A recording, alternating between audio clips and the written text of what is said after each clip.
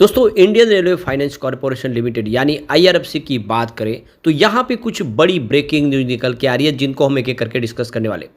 IRFC के लिए आने वाले इसमें क्या अपॉर्चुनिटीज़ है और क्या इसके चैलेंजेस है उसको समझने की कोशिश करेंगे। इस समय स्टॉक दबाव में है और आप देख सकते हो कि अगर आपने आईआरएफसी को बहुत पहले से अगर खरीद के रखा होगा तो आपको पता होगा कि ये कोई बड़ी बात नहीं है। आईआरएफसी का स्टॉक आईपीओ के बाद भी काफ़ी नीचे रहा था और वो भी कम से कम 1.5 साल तक, और जब दौड़ा तो रॉकेट बना और इसीलिए इतनी कोई चिंता की बात नहीं। यहाँ पे सरकार की तरफ से कुछ बड़े फैसले लिए गए जो आने वाले समय में आईआरएफसी को बहुत ज़बरदस्त तेज़ी के साथ आगे बढ़ने के लिए प्रेरित कर सकता है। तो यहाँ पे इन सारी संभावनाओं को तलाशेंगे इस वीडियो के माध्यम से और जानेंगे क्या आईआरएफसी में ये खरीदारी का सही मौका है या फिर एक बार प्रॉफिट बुक कर ले। लेकिन फ्रेंड उससे पहले अगर आप पहली बार हमारे चैनल पे आए तो चैनल को सब्सक्राइब कर दीजिए, एक बेल आइकॉन दबा दीजिए ताकि जब भी नया वीडियो बने पहला नोटिफिकेशन आपको मिले। वीडियो पसंद आए तो लाइक से जरूर कीजिए। चलो फ्रेंड्स वीडियो स्टार्ट करते हैं। मैं हूँ आपका दोस्त एस.बी. दवे और हमारे अपने चैनल ऑनलाइन कमाई में आपका बहुत बहुत स्वागत है। तो सबसे पहले आईआरएफसी के कारोबार की बात करें तो स्टॉक की शुरुआत तो आज पॉजिटिव हुई 180 पर। कल की क्लोजिंग 179 के आसपास थी। इंट्राडे में 181 का हाई भी बन गया लेकिन ऊपर के लेवल से आ गई बिकवाली और इस वजह से 178 का इसने लो बनाया। अब आप देख दो कि इस समय लोग जो काफ़ी निचले लेवल से खरीदारी किए थे वो एजीएम का इंतजार करते। अब एजीएम निकल चुका है और डिविडेंड की कट ऑफ डेट भी निकल चुका है, तो वो चाहते हैं कि एक बार इसमें से प्रॉफिट बुक कर ली जाए। तो इसी वजह से आज 178 के आसपास क्लोजिंग थी जहां पे 0.99% की गिरावट थी, यानी लगभग 1% के आसपास की गिरावट। आज वॉल्यूम कुछ बड़ा, पिछले एक महीने पहले इसका 3 करोड़ का वॉल्यूम था, 93 लाख की डिलीवरी उठाएगी। 1 वीक पहले 2 करोड़ का वॉल्यूम था, सामने 63 लाख का डिलीवरी बेस काम हुआ और कल 1 करोड़ का वॉल्यूम था, डिलीवरी बेस काम सेम था 63 लाख के आसपास, लेकिन आज फिर से 2 करोड़ के आसपास का वॉल्यूम हुआ। अब इसकी परफॉर्मेंस देखें तो आप 12 अगस्त को स्टॉक लगभग 180 तक चला गया था इंट्राडे में, वो स्टॉक इस समय लगभग आप देखो 10 रुपये नीचे आ गया, आज 178 तक आ गया। और आप देख सकते हो कि ये जो प्राइस है 178 की, ये देखो इस महीने में सबसे कम है। इसका मतलब ये कि स्टॉक वाकई में दबाव में आ गया क्योंकि तेज़ी एक दिन बनती है उसके बाद फिर गिरावट हो जाती है। वैसे 21, 22 और 23 3 दिन लगातार तेज़ी बनी जिससे स्टॉक एक बार फिर 187 के आसपास आ गया था, जो गिरते हुए 179 के आसपास 20 अगस्त को आया था, लेकिन 3 दिन की तेज़ी में 12 अगस्त का जो हाई लेवल था उसने फिर छुआ। उसके बाद स्टॉक लगातार दबाव में, आप देखें तो 23 अगस्त को 187 का हाई बनाने के बाद इस समय स्टॉक देखें तो लगातार गिरते हुए 178 के आसपास है, लेकिन लग रहा है कि यहाँ से एक बाउंस बैक की संभावना बन सकती है। अब यहाँ पे आईआरएफसी के लिए क्या क्या आगे की संभावना, वैसे तो ये देख सकते हो कि एक बहुत बड़ा मल्टीबैगर साबित हुआ है। आप देखें तो इसने 572% का ज़बरदस्त रिटर्न दिया लोगों को और इसका 52 वीक का जो हाई है वो 229 है। उस हिसाब से देखें तो इसने 270% का ज़बरदस्त रिटर्न दिया है। अब यहाँ पे देखो कि ये जो तेज़ी बनी इसके पीछे सबसे बड़ी वजह क्या है, तो एक तो इसकी देखो स्ट्रॉन्ग फाइनेंस परफॉर्मेंस। आईआरएफसी ने देख दो कि जो इस बार रिजल्ट बताया काफ़ी बेहतर है। कंपनी का प्रॉफिट आफ्टर टैक्स देखें यानी पीएटी, तो उसमें 38% की ज़बरदस्त ग्रोथ देखने को मिली जो 6090 करोड़ के आसपास रहा है। और रिवेन्यू देखा तो उसमें भी 28.7% की ज़बरदस्त वृद्धि देखने को मिली जो 20,298 करोड़ के आसपास रहा। अब दूसरा इसका तेज़ी बनने के पीछे रीज़न है वो है इसकी हेल्दी एसेट क्वालिटी। आईआरएफसी की एसेट क्वालिटी काफ़ी अच्छी है। जो एनपीए है वो मात्र 0.15% के आसपास है मार्च 2022 के हिसाब से। तो ये कह सकते हैं कि एक तरह से ये पूरी तरह से जीरो एनपीए, कंपनी का कोई एनपीए नहीं है।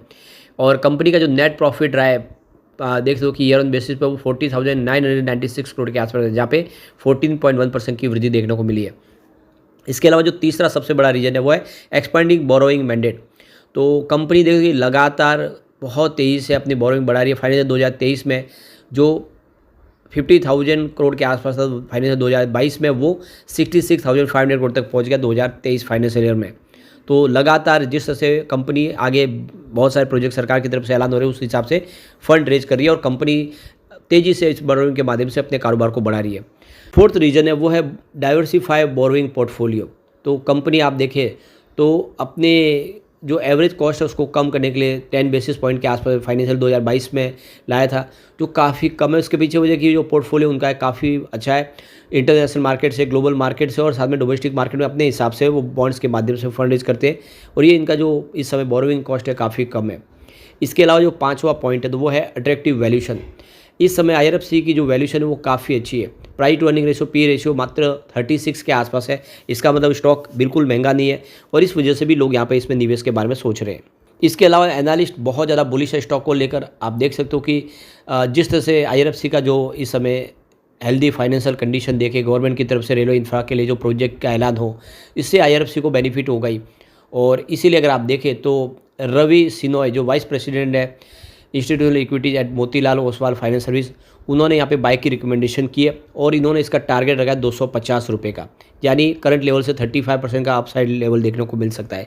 तो मार्केट एक्सपर्ट कह रहे हैं कि फिर से 250 तक जा सकता है, इसमें खरीदारी की जा सकती है।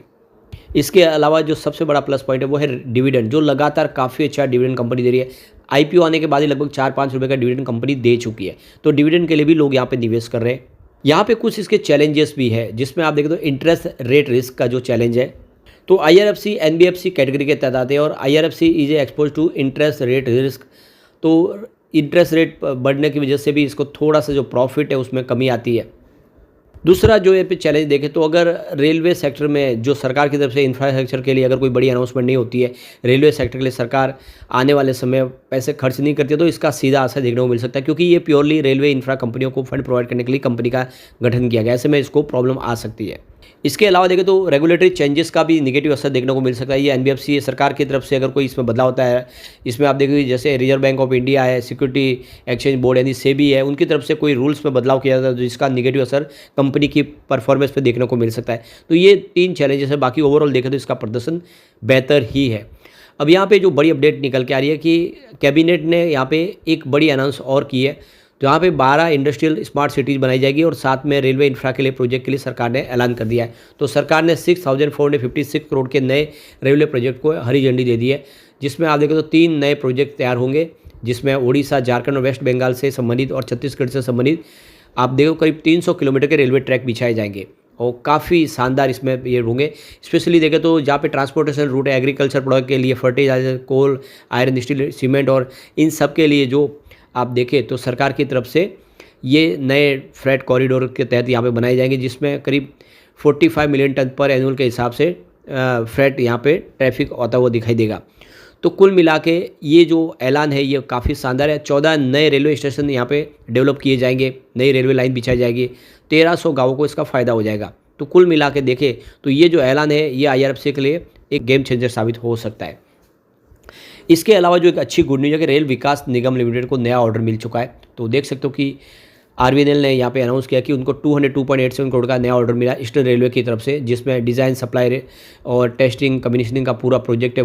132 kV ये रेलवे ट्रैक बिछाना है खड़गपुर से लेके।